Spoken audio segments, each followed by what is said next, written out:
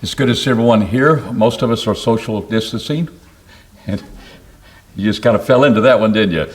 There's some that are not, but it's close enough. We'll consider it done.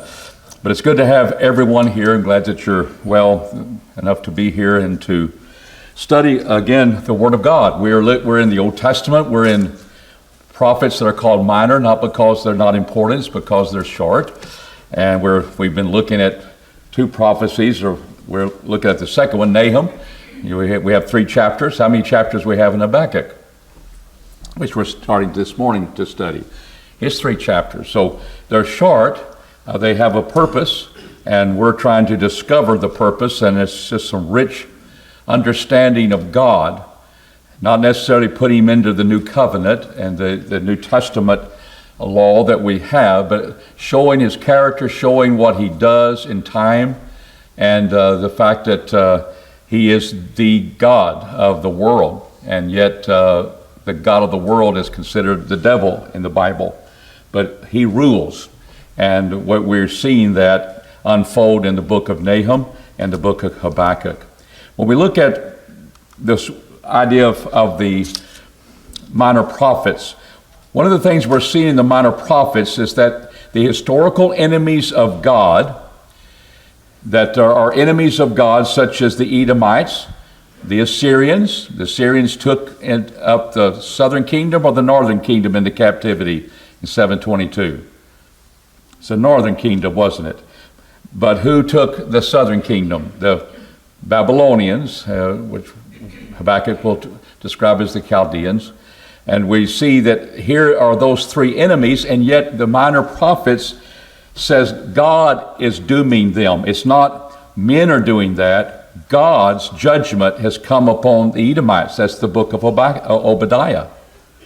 The Assyrians, the capital city of Assyria, is going to be conquered. That's the city of Nineveh, in which that worldwide kingdom, world power will be brought to its knees. God is bringing it down.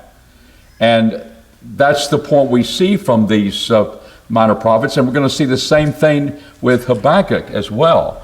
God is dooming the nations that are ungodly, idolatrous, evil, and cruel, that he brings them down in time. And so what we see is the fact that here are the 3 minor prophets, 3 major enemies, the Edomites, Syrians, and the Babylonians. God will doom them all. And that's an interesting thing we're seeing as we bring together and go in chronological order of these particular prophets. One of the things we see is that he speaks about the Chaldeans. How do the Chaldeans relate to the Babylonian Empire and the Babylonians? We say, well, Babylon was a place, it became a principal power, a city, and Babylon, and all of those things were there. But how do the Chaldeans relate to that? And it's understanding that we begin to realize that what nations do sometimes, they assimilate the distinctive peoples of that region. And that's what they did with the Chaldeans. You notice in Genesis 11:31 that Abram came from the of the what? The Chaldees. They were a people, a distinct people, a different culture. They had their distinctiveness about them. And of the Chaldees, you go up to the Persian Gulf and you see the Tigris and Euphrates River. About a little bit to the west and north of that Persian Gulf is of the Chaldees. The Chaldeans were in that marshy land, and they've been there a long time, even before the Babylonians came around. So in Habakkuk 1 and verse 6, we're going to see he describes these people as raise up the Chaldeans. Well, I thought you were going to raise up the Babylonians. The Chaldeans have been assimilated by the Babylonian power. Doesn't mean they're going to take on the culture of the Babylonians. They may have their distinct culture, but they were a people recognizing rule, and they would be assimilated into those people. And so I raise up you the Chaldeans, that bitter and hasty nation. That's the Babylonians. That's the power connection. But they are still a people that have been known for a long time. But they are a bitter and hasty nation.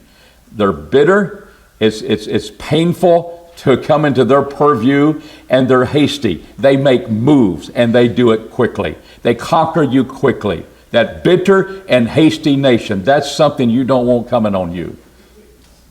And that's what we see taking place. So let's fast forward. When destruction of Jerusalem takes place under the Babylonian Empire, let's notice what happened in the days of Zedekiah. Zedekiah is indeed the king. He's reigned 11 years. He's 32 years old at the time. He has children. And so we see in verses 4 through 7, a breach was made in the city, and all the men of the war fled by night by the way of the gate between the two walls. There goes your army. And they're going to move, and they're going to travel. And it says, which was by the king's garden. Now the Chaldeans were against the city round about. What were they doing? The Chaldeans were besieging the city. That people, that bitter and hasty nation, the Babylonians, were made up of Chaldeans. They were against the city round about, and the king went by the way of the Arabah. They're going to go direct toward the Dead Sea. They're leaving the besieged city, and the army's traveling, and the king is fleeing too. But the army of the Chaldeans pursued after the king and overtook him in the plains of Jericho. So we're heading west, and we're in the plains of Jericho on the way to the Dead Sea. And all of his army was scattered from him. It's just panic time, and they're not going to survive. The army is not going to put up a fight. So when they took the king, they carried him up to the king of Babylon, to Riblah. That's going north into the area of Syria. So we're heading northwest from Jericho. And they gave judgment upon him. Well, what was that like? They slew the sons of Zedekiah before his eyes, and put out the eyes of Zedekiah, and bound him in fetters, and carried him where? To the Chaldeans. Carried him to Babylon. And the Chaldeans were a people that were assimilated by the Babylonian power, and they went along with them. And they were a principal people, and they were the ones that bringing forth all the pain just to Zedekiah that's happened. So you look back into this time of, we're looking at the last of the 7th century, and do we see people want to go back to the 7th century with Islam? Are they pretty cruel? One man had, one 12-year-old boy had his head beheaded recent days, and another man had his children put to death before they beheaded him. Didn't sound much different, does it?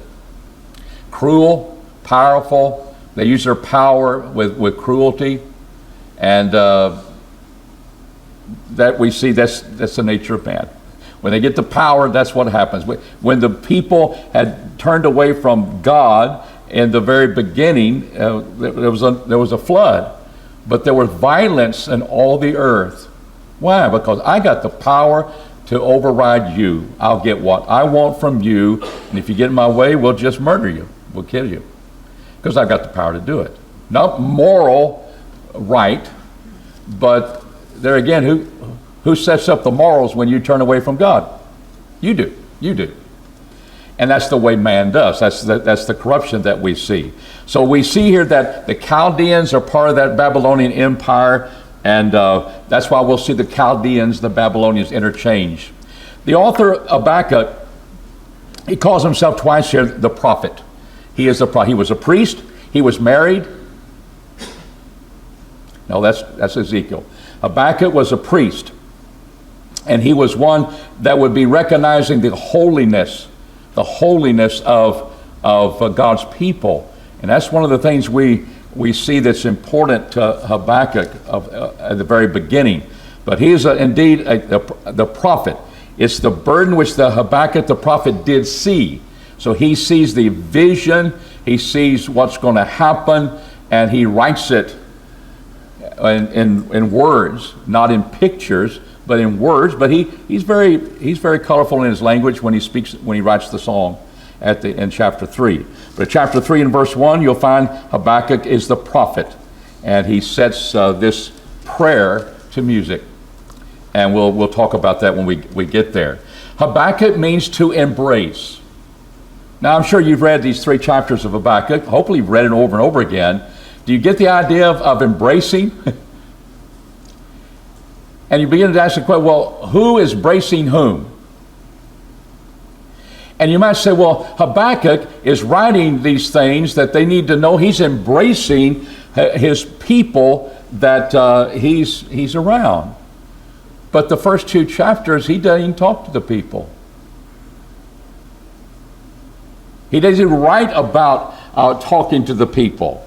He's embracing. He's having a discussion with whom? God. Just those 2. So I think, well, maybe there's another way of looking at this, and I suggest in the outline, maybe it's God embracing Habakkuk.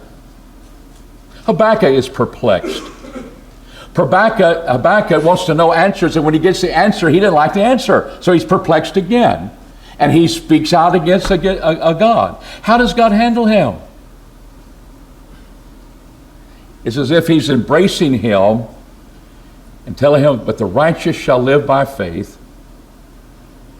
And finally, the message gets a hold of Habakkuk. You read his song, and it's in the form of a prayer as he's expressing his thanks toward God. And he's changed his tone. He's changed his perplexity. And we'll see in this song, it's set to Shiganathah. I kind of rolled it off the wrong way, didn't I? He sets the music to Shiganath. Onath is the correct. And that's the reeling of a drunk man. Is somebody just reeling? Is somebody so upset? He's so agitated, or he's so involved that he's not thinking straight. And he sets this prayer to that, and in the middle of the prayer, verses 17 or verses 15 onward, it changes to the point, I'm thinking now.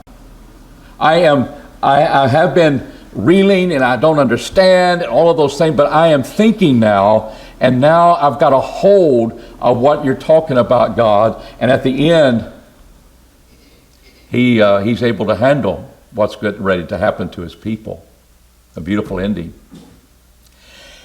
Who's embracing whom? I suggest to you, God is embracing a perplexed prophet with forbearance and kindness, but the truth.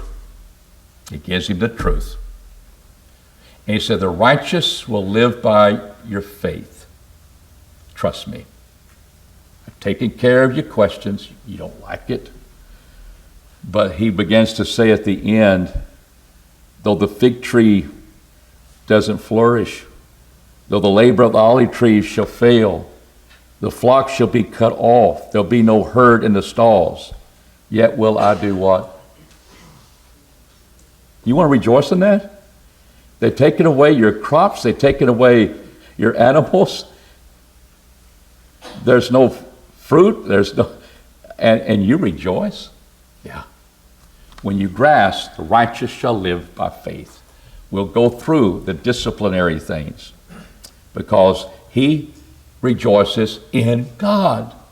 He rejoices not in circumstances, he rejoices in God. So we looked into the book already.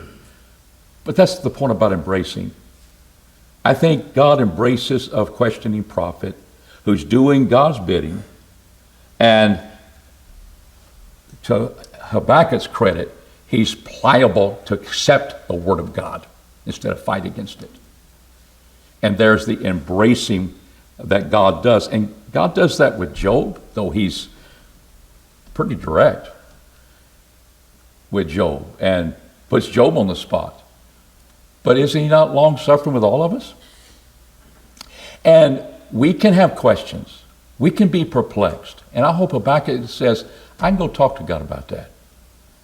But we must be open to when God starts answering your prayer, instead of saying, well, that's, I just don't understand that, and therefore, God, you're wrong. I just don't understand God. No, he understands God before it's over. And that's a credit to Habakkuk, but I think it's also a point.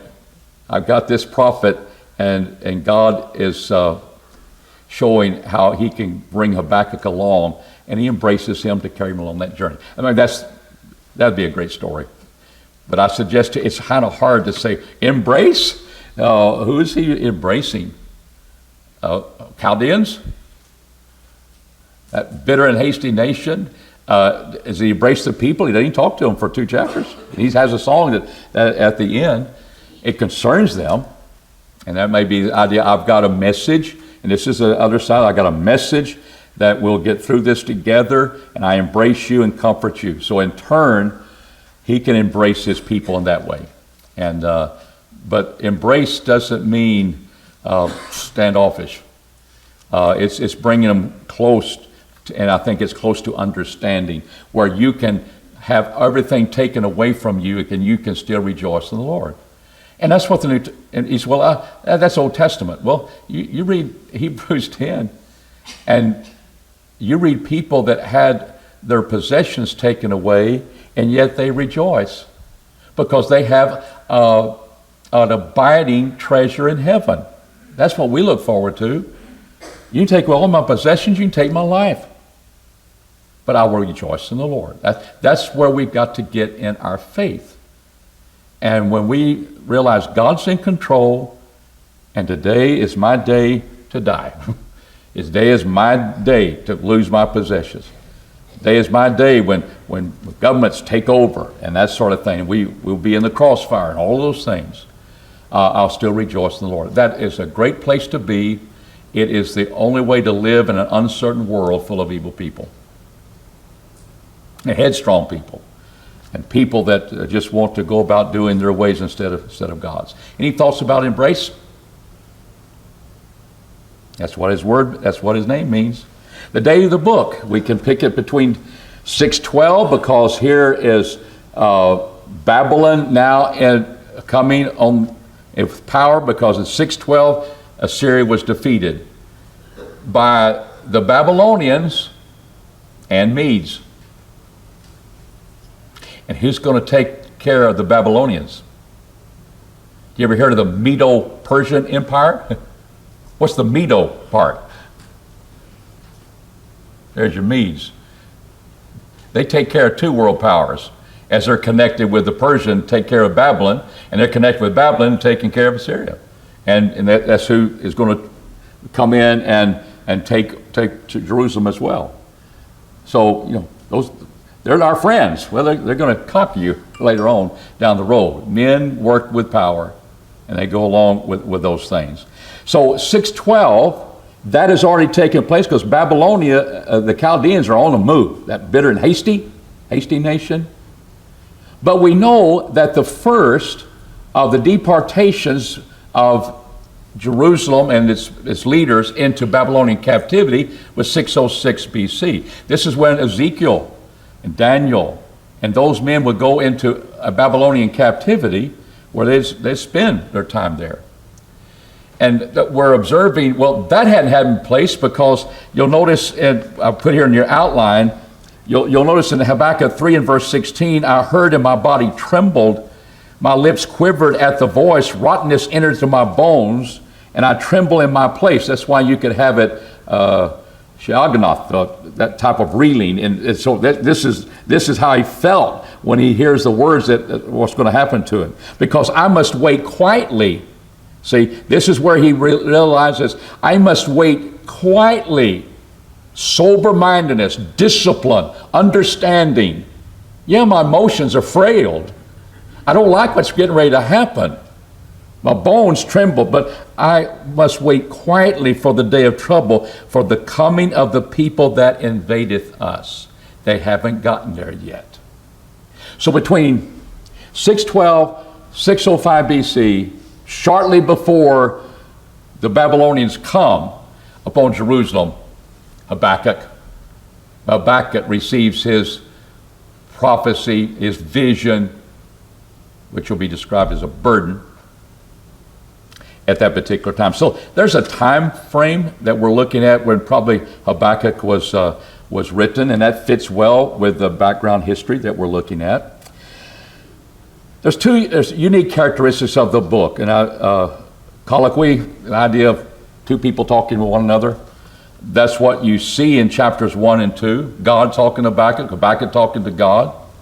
And then the third one ends with a prayer, but it is in a form of a song. It's set to music. And we set the mood for that music in chapter 3 and verse 1. She'iganoth, that's a reeling, not stable, and yet he gets stable for us all over. So those are 3 chapters. And those are unique things. It's kind of like you're in on a discussion, and Job they're talking back and forth with his friends and with God.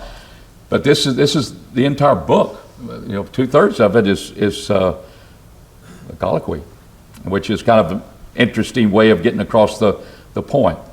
There's a movement in the book, and I try to bring these to us so as it moves forward. It's just not, I just write a little bit here and write a little bit there, and that's my diary. No, there's a movement to it. There is indeed a burden. This is the burden Habakkuk is carrying to deliver to the people. That's going to be a burden to bear. And chapter 2, there's the vision that he sees. The Lord is in his holy temple. At the end of chapter 2 and verse 20, there's a vision of him being in that holy temple. Be quiet, all the earth. Because God is setting forth, and he sets forth 5 woes in that chapter. It's a taunting song. It's a taunt that here, this is what I'm directing to you. We'll ask the question in our lesson, to whom is he speaking about? And it's taunting whom? And that's what we'll look at. So there is indeed a vision he sees about this power being conquered. And there's the prayer, the song, I've seen you, God. And you're past, and now I realize what's getting ready to come upon us in the near future. And he's okay with that because it's God's way, and there's the movement through the book. I mean, it's a distinctive movement that we see. It ends with this understanding and this prayer. Any questions on those points so far? All right. Lessons learned. God rules over all nations in his moral world. What's right? What's wrong? Who's the standard? God. And the world doesn't see that. So what's politically correct, what's politically advantageous to us, and at this point of time, and thinking about that, maybe they think long term and trying to get things set where it'll fall that way. But God's left out of the picture. And one of the things, as I think a Bible believer, and I think we all are striving to be that, we must come to grips that God's in control. Nothing happens without him allowing it to happen. And he doesn't like the death of the unrighteous, all those things. That's why he gives warning. But he's in control, and he'll bring down the wicked in his time. And one of the things that is being debated, and it's implied, God, if you're that sovereign, how come you're letting so much evil take place in Jerusalem to start with? And God just branches it because he's going to deal with the Chaldeans as well. And it's all nations. Have we not seen this? God spent some time dealing with the city of Nineveh, didn't he? He sent Jonah to save them. And Jonah had his issues, didn't he? Everybody's got an issue. Why don't we just be a servant of God and do what he tells us to do? And we don't maybe like the job, but we go do it. But no, we're gonna run away. Well, that didn't work, did it? And then we see Nahum bringing that final blow. You're doomed because God says you're doomed. And he will punish the wicked in his time. And when you read so here's the argument we talked about in our sermon. I'm not going to repreach the sermon, but just emphasize it. When you hear people, if If there is a God, how come we have so much evil in the world? If there's such a good God, how come we have so much bad in the world? What are they talking about? His sovereignty. He's powerless to do something, or he's ambivalent to it. I don't want to serve any of that type of God. So they hit at the core, therefore God must not exist. And here's the answer. If he doesn't act in your time frame, he's not sovereign. When he's allowing man's free will to be exercised, he gives us time. How long did he give the time for the world before it was overcome with the flood? And you different interpretations of it, 120 years. I give the people being the flesh. Does that mean 120 years? That they're only going to live 120 years at all? Or would it got 120 years, I'm bringing the flood? And Noah was a preacher of righteousness. He's preaching and he's building. And no one's ever seen a worldwide flood.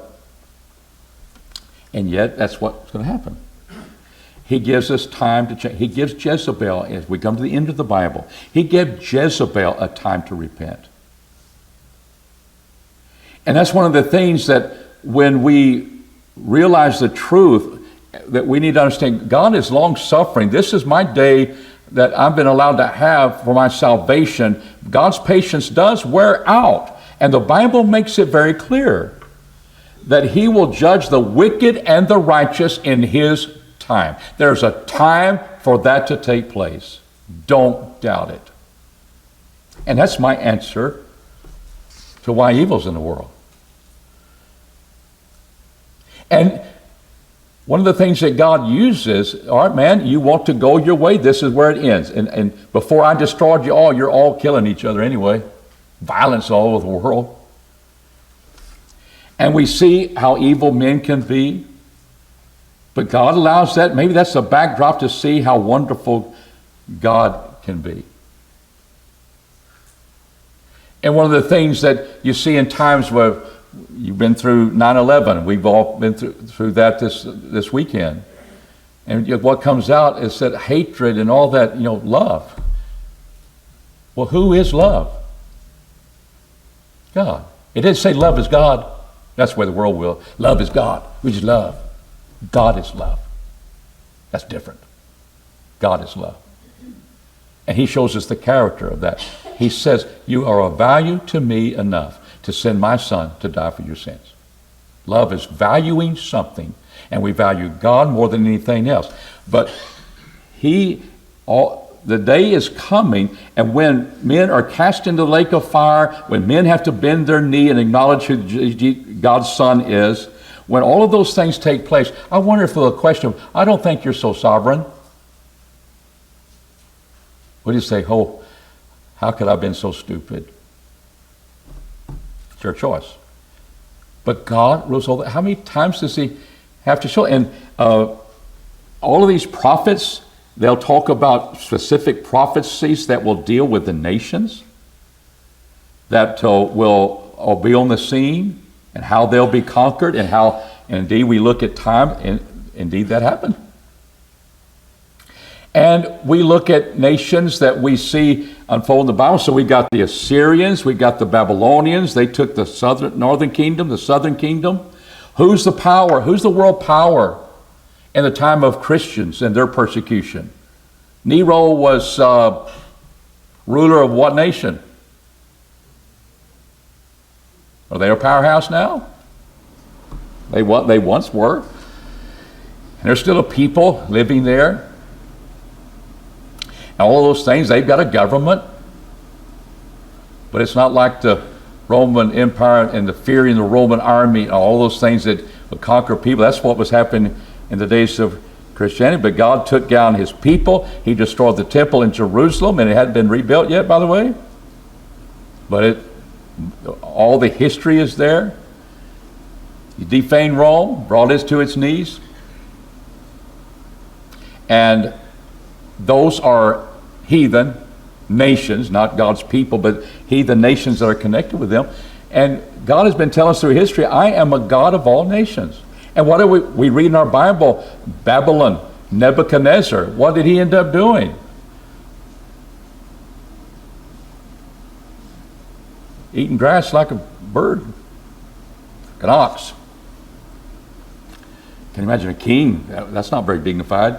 That happened, according to the Bible. God's in power. It's just that it's not in our time frame. How arrogant we are to think something's got to be done, and it's better be done next week because I'm getting a week older, and I need to see it happen. He's not governed by time. That's important.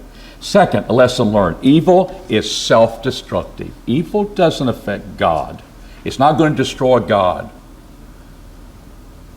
And you may do a lot of harm to other people, but to have an evil heart, it will always turn on you. It is self-destructive. That's why we see at the end of Nahum, nobody's weeping for you, Syria, of all the cruelty that you did to others. It's self-destructive. You don't have help at the end when you need it. You don't have anybody shedding a tear. They just say, as we look at the end of Nahum, at last, they got what they deserved. And you have no friend. And we need to realize evil is not that I'm going to kill you. You're destroying yourself. It is self-destructive. And that's what people have to, even with gang members, they have to, in order to help them get out of being a gang, that's their family, that's their value system. They wear their colors and all of those things. One of the things they have to get them to, you go kill. Well, what will you kill for? And they'll kill for anything. If you insult their mother, you insult them, they'll kill you. And then they have to have, well, then what will you die for? Because what you kill for, you will die for. And that's reality with gangs. You will die for that. You want to die for that? Is your life? So evil, it'll turn yourself. And faithfulness is the guarantee of permanence.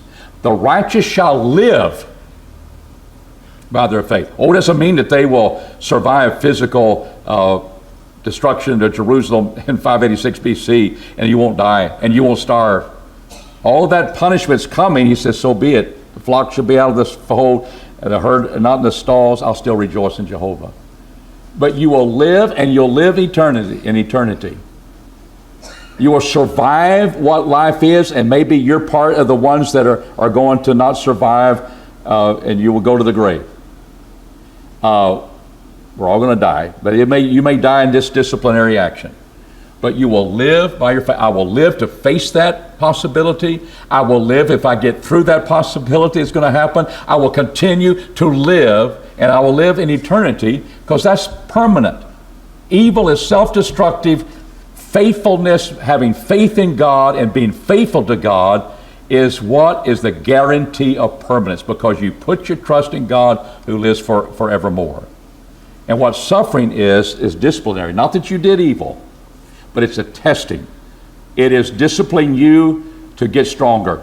It's disciplining you that I didn't think I could handle that. I can handle that. What's next? And there's a discipline there that we see when people suffer that we do not have when we do not suffer. It's just that instructive. And I think we learned that in Habakkuk. It takes this suffering that they're going to do to really appreciate God and to rejoice in Jehovah. Any questions on lessons learned in these three chapters? Richard? Everything about the point number one there is the New Testament for us in 2 Peter 3:9. Someone questions, why hasn't God already done something?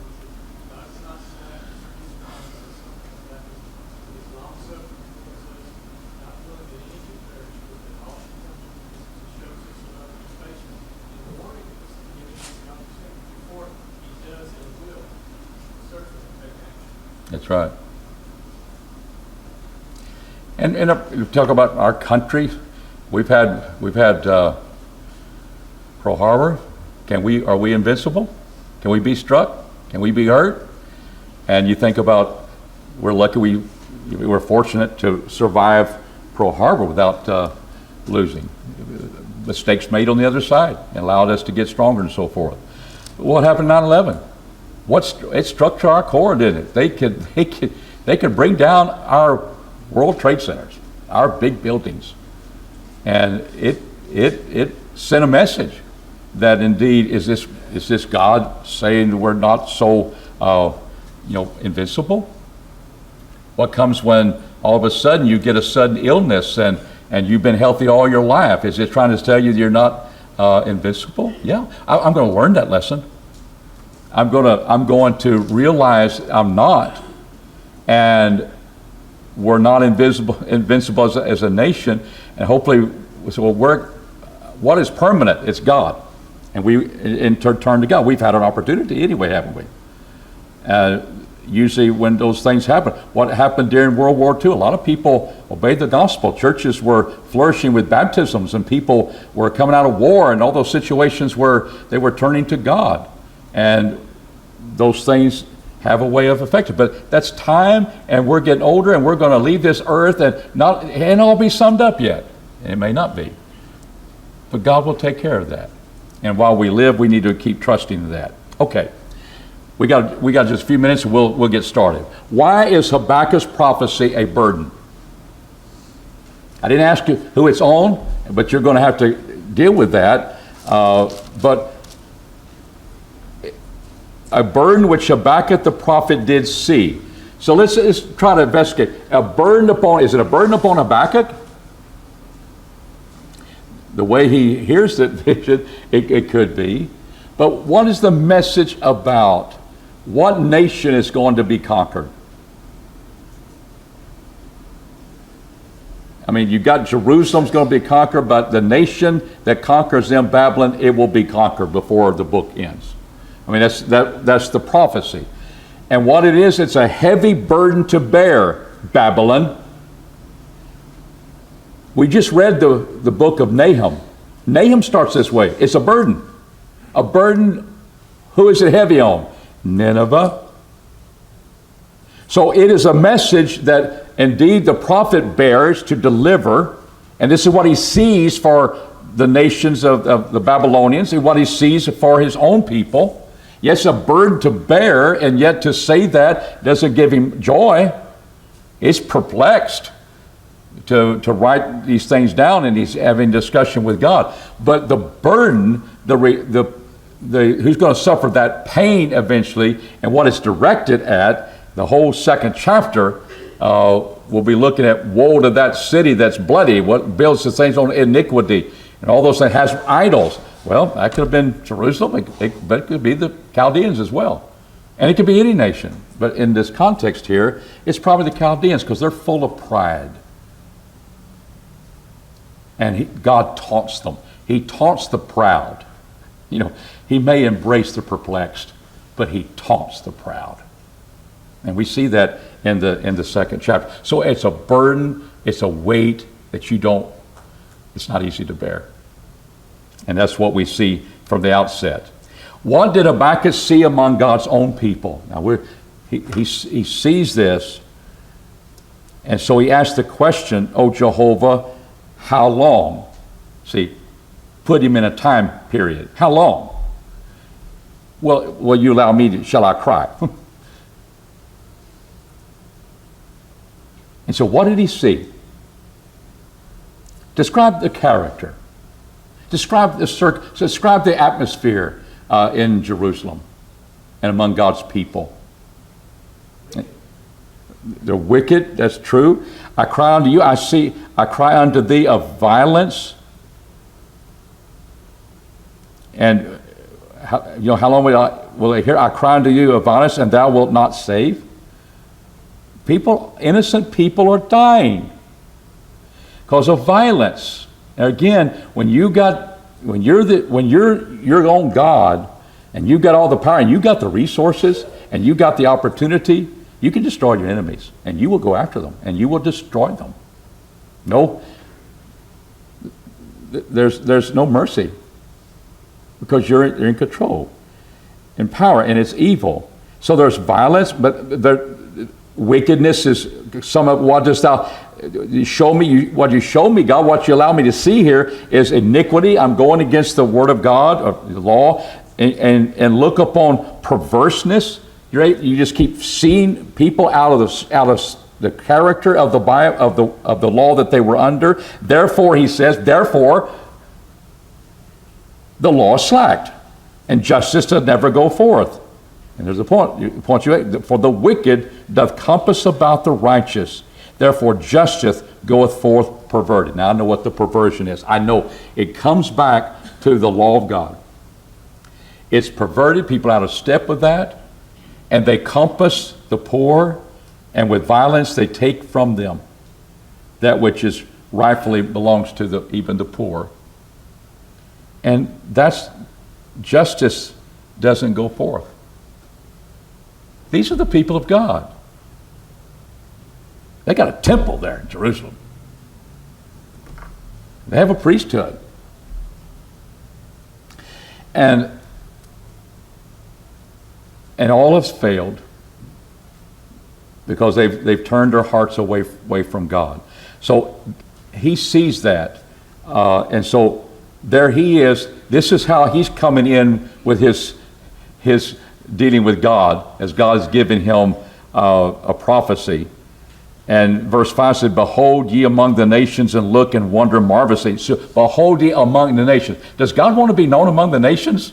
So as a God of all nations, he's getting ready to show that. And we'll have to stop there, and we'll pick up those questions next time. Any comments you want to make before we close? Okay, thank you.